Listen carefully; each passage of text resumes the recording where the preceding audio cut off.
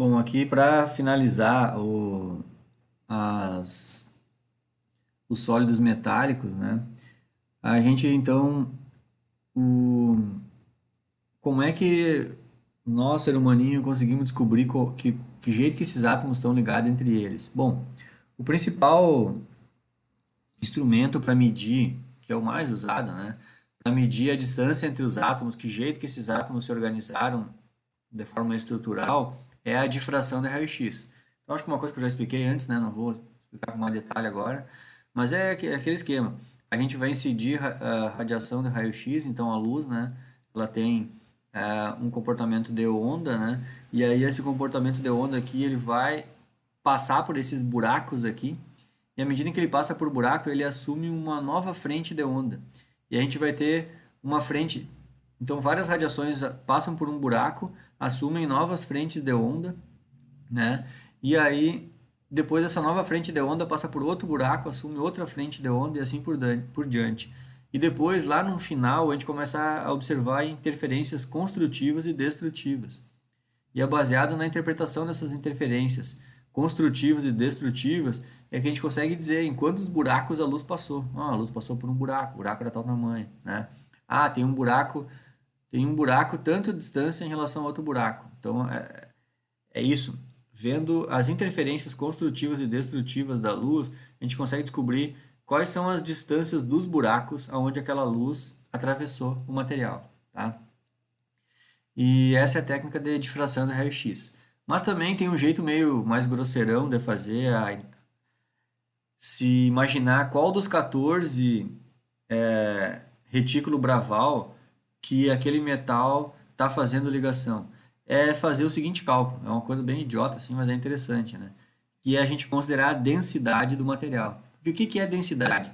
Densidade é a massa dividida pelo volume. Se eu posso pegar um material e fazer o cálculo da densidade, né? Então, é muito simples, eu pego o material, vejo o cálculo da densidade e sei o valor da densidade. Então, isso é um valor experimental, né? Eu vejo a massa que o, que o átomo tem e depois pela densidade, do, divido pelo volume do cubo, né? Mas assim, ó, na forma experimental, como é que eu vou dizer aqui? A gente pode fazer bem simples, a gente pega um material, mede a massa, pesa na balança, vê a massa dele e depois divide pelo volume dele. Se a gente quiser medir o volume de uma coisa mais difícil assim, a gente pode fazer aquele esquema de ver o quanto que ele desloca a água, né? Eu vejo quantos ml ele deslocou de água quando eu joguei ele dentro da água e eu sei o volume dele. Então é bem tranquilo, experimentalmente descobrir a densidade de um sólido, tá? Se me der um prego para mim, eu ligeirinho te digo a densidade do prego, sabe? Fazendo esse experimento aí. Só que o que tem aqui no Atkins? É uma parte teórica tentando falar sobre isso, que é como é que a gente pode fazer o cálculo teoricamente. Porque aí é o seguinte, ó, se tu faz o cálculo teórico, tu vai supor que aquele átomo de ferro ele se organizou de um jeito. No caso aqui, ó, tá uma célula cúbica de face centrada. Então, se tu acha que ele vai se organizar numa célula cúbica de face centrada, tu vai considerar que aqui dentro, então, a gente já viu, né? Aqui dentro tem quatro átomos. Então, se tem quatro átomos, qual vai ser a massa do átomo? Aí, então, eu faço o seguinte, ó. Um mol de átomo tem o número de Avogadro, 6,02 vezes 10 na 23 átomos, né? E a massa do átomo é tanto, né? Então eu pego aquela massa do mol e divido pelo número de Avogadro. Eu vou ter a massa de um átomo. Como aqui dentro tem quatro átomos, eu faço quatro vezes a massa de um átomo só. E depois divido pelo volume do cubo. Então essa parte debaixo da conta aqui a gente já viu, né? Que é o volume de um cubo de face centrada, que é esse valor numérico aqui. E aí eu vou chegar no valor, um resultado. Inclusive aqui o livro tem todo exemplo pronto, né? Então aqui ele fez esse cálculo aqui, considerou que era o volume de face centrada e o resultado da densidade deu essa daqui, 8,9. E aí aqui vem lá, aí eu comparo. Se eu faço o cálculo teórico e acho 8,9 e faço um experimento lá, uma coisa experimental, e dá um valor muito perto disso, então isso sugere que o empacotamento que eu propus teoricamente estava certo, entenderam? Agora, se tu sugerir um empacotamento, foi lá, fez as contas e o resultado deu diferente do experimental, porque o experimental é o verdadeiro, né? Se deu diferente do experimental, então aquele empacotamento que tu propôs não é aquele. Só que eu não vou cobrar de vocês aqui fazer esse tipo de cálculo, porque acho que não tem sentido aqui na química geral, né? Isso aqui é só um primeiro estudo sobre essas combinações. Eu quero que vocês saibam o que são os empacotamentos, o nome deles, essas coisas. Para calcular isso, não preciso, tá? E agora aqui, para a gente finalizar, só por curiosidade também, né? Eu catei aqui, para vocês verem, isso aqui é do IPEM. Lá o IPEM é o Instituto de Pesquisa de Energia Nuclear, aqui do Brasil, tá? Eles montaram lá no material deles, né, das 500 mil coisas que eles têm, porque o que tem lá no IPEM? Lá o IPEM do lado tem aquele acelerador de partículas, que eu já falei isso aqui no curso, né? E aí, então, lá no acelerador de partículas eles geram aquelas radiações, que é o raio-x, né? Uma radiação, e aquela radiação eles fazem direto as difrações de raio-x, eles conseguem estudar um monte de coisa, que eu já expliquei tudo isso aí, tá? Então é óbvio que tem muito interesse o IPEM em estudar essas coisas que a gente está estudando. É direto isso aqui, eles estudam lá. As estruturas cristalinas, e assim eles conseguem descobrir qual é a estrutura cristalina de um determinado material e assim por diante, né? Então, é por isso que lá o IPEM, né? Aqui a paginazinha deles aqui. Lá o IPEM eles fizeram um softwarezinho aqui, um demozinho, né? Mais simplificado, que tu não precisa nem instalar no computador. Então, se vocês entrarem no navegador de vocês, vocês vão copiar isso aqui, ó. Digitem essa sigla aqui, ó, no navegador de vocês, e vocês vão abrir uma coisa dessa daqui, ó. Então aqui eu vou fazer dos três que a gente estudou aqui, eu vou fazer três aqui para vocês verem, tá? Então vamos lá. Vamos fazer. Qual que eu vou fazer primeiro? Vou fazer o mais simples aqui, a estrutura cúbica primitiva, que é quatro átomos embaixo, quatro átomos em cima, né? Normalmente o átomo que faz isso é o polônio. Então eu vou escolher aqui, ó. Aqui a gente clica aqui, escolhe. Primeira coisa ele vai ter que perguntar qual da rede Braval tu quer fazer, né? Então eu cliquei ali, ó, e já me deu todas as 14 redes Bravais estão aqui. E aquela cúbica primitiva é essa daqui, né? A cúbica simples, né? Então eu escolhi ela. E depois que eu escolhi ela, eu clico aqui embaixo, ó, e aqui eu vou escolher qual é o átomo. E eu já disse para vocês que o único átomo que faz isso é o polônio. Então aqui eu escolho o átomo, polônio. Aí ele me pergunta se é o polônio que perdeu elétrons ou é o polônio normal, igual a tabela periódica ali. Então eu vou dizer, não, é só o polônio, tá? Porque é ele ligado com ele mesmo, né? E aqui está o desenho já da célula unitária. Se a gente quiser ver isso com mais detalhe, a gente clica nesse olhinho aqui, para a gente enxergar melhor. Aqui ele botou bem grandão. Se a gente quiser diminuir, eu pego o mousepad do notebook aqui ó, e faço o movimento de pinça aqui, ó, eu deixo menorzinho aqui, ó, até para explicar melhor. Ó. Então a estrutura cúbica primitiva é isso, são quatro átomos embaixo e quatro átomos em cima. Se a gente quiser replicar isso para... Isso aqui é uma célula só, né? Se eu quiser enxergar a célula unitária, eu clico aqui ó, e ele me mostra a célula unitária, tá vendo ali? Mas eu vou primeiro fazer o seguinte, ó, aqui simbolizando uma célula unitária. Se eu quiser aumentar o número de células unitárias, eu aumento aqui, eu clico aqui, né? E clico aqui para cima, ó. Botei uma célula para frente, vou botar mais uma célula para o lado, vou botar mais uma célula para cima, tá vendo? Só que até eu posso aumentar vou dar um zoomzinho a mais aqui, para vocês enxergarem bem, tá? Se eu quiser, eita, vou deixar assim, tá? Aqui, se tu clicar num átomo desse aqui, tu pode mexer. Eu não vou complicar demais o software aqui, vou explicar o simplesão aqui. Se vocês forem mais curiosos, vão fuçar nele. Se tu deixar o desenho aqui como tu achou legal e tudo mais, né? Aí tu pode clicar aqui nessa flechinha aqui, ele vai deixar girando. E aí aqui ele dá outras informações aqui, ó. Então essa aqui a informação é o cristal, né? O cúbico primitivo.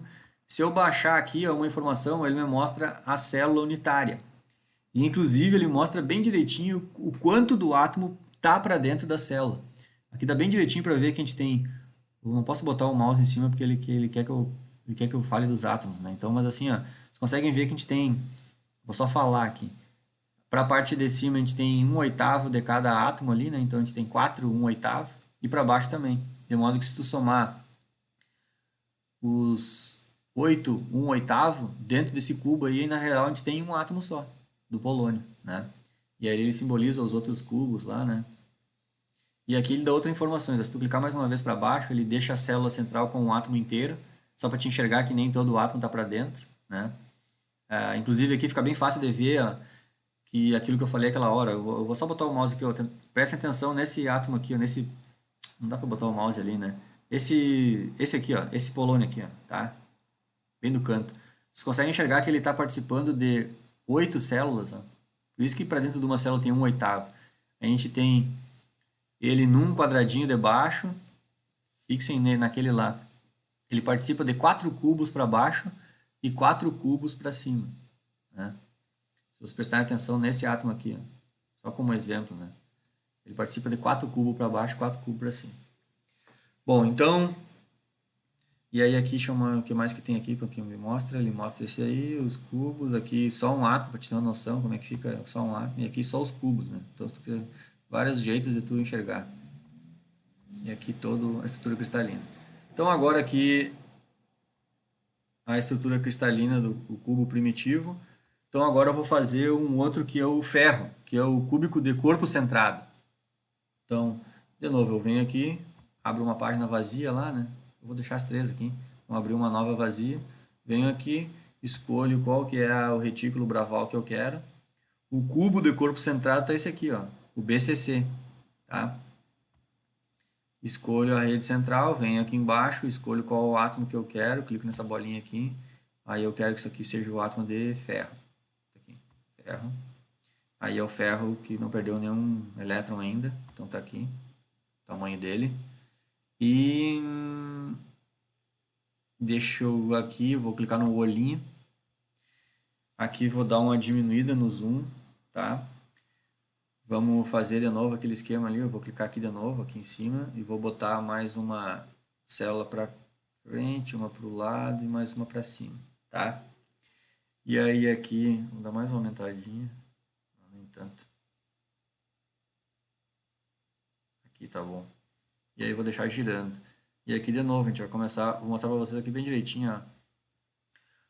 Essa aqui é aquela que está no livro, a cúbica de corpo centrado, ou seja, um dos átomos de ferro está todinho dentro do cubo e a gente tem 1/8 de cada outros 8 átomos ali, né? E é então por isso que essa estrutura aqui, ó, cúbica de corpo centrado, dentro do cubo tem 2 átomos.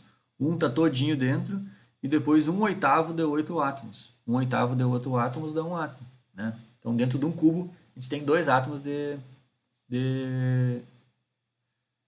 ferro. Lembrando aqui, ó, acho que até eu tenho um videozinho lá, essa estrutura aqui, ó. Dentro do cubo a gente tem 2 átomos, ó. Aquela que passou, a que a gente montou primeiro, aqui, ó. Ó, dentro de um cubo a gente tem um átomo só.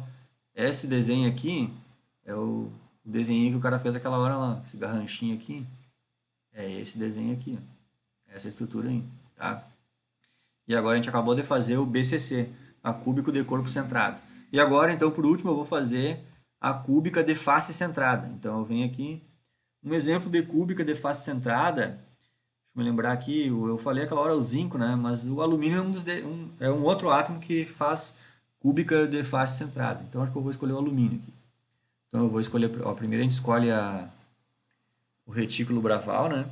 Então, aqui, ó, cúbica de face centrada tá aqui, ó. Cúbica de face centrada. Aqui embaixo eu clico e vou escolher o átomo. Clico nessa bolinha aqui para escolher o átomo. Aqui vai ser o alumínio. É o alumínio 0, tá? E aí agora eu clico no olhinho para enxergar. Aqui está muito grande, eu vou diminuir o zoom. Vou clicar aqui para colocar a célula para frente, para os lados, mais uma, e para cima mais uma. E aqui vocês podem fazer mais, né? Eu estou fazendo para não deixar tanta coisa também. Aqui vou clicar aqui para deixar girando, tá?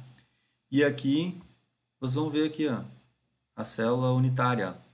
Aqui é aquela célula que está o exemplo do Atkins lá, ó, quer ver? Aqui, ó, cúbica de face, aqui é uma cúbica de corpo centrado. Mas aquela que a gente fez até o cálculo aquela hora, passei por ela ali, mas eu tinha uma maior aqui no canto. Aqui, ó, tá vendo essa aqui que está no Atkins? Tá aqui ela, ó, tá lá ela. A gente tem em cada face a metade de um átomo. Então eu tenho. O ruim é que não dá para botar o mouse em cima. Eu tenho uma metade aqui, no lado oposto, outra metade, dá um átomo. Outra metade aqui, no lado oposto, outra metade, dá 2. Uma metade para baixo, outra metade para cima, dá 3. E aí, 8 cantinhos de 1/8 de átomo. dá mais um átomo. Então tem 4 átomos. Então, dentro dessa célula aqui, eu tenho 4 átomos. E esse desenho aqui é o desenho que o carinha fez aquela hora lá. É difícil. É que se vocês forem desenhar isso aqui na mão, assim, não é fácil desenhar isso aqui na mão. O cara faz um garrancho lá e já não fica bem igual, né? E é isso, certo, pessoal? Então, só para fechar aqui para vocês verem, vamos deixar os cristais aqui, não sei o que eu acho que é melhor de ver. Aqui, sei lá. Aqui, aqui e aqui. Uma célula com os átomos que participam da célula. Então, aqui todos os átomos, né? Ó, e aqui todos os átomos. Então é isso. Ó. Quando a gente fala no todo, o todo é o empacotamento. O empacotamento. E uma célula, aí é as células unitárias, que são 14 possibilidades. Entenderam? As possibilidades de empacotamento não são tantas. São ou é o hexagonal AB, AB, AB, ou é o hexagonal ABC, ou, ou é o cúbico primitivo, aquele que é os átomos um do lado do outro, né, formando um quadrado, assim. Então, os empacotamentos não tem tanta possibilidade de empacotamento. O que tem mais é as possibilidades de célula unitária. E mesmo assim não são tantas possibilidades, são só no máximo 14 que podem existir, né? Então, é isso.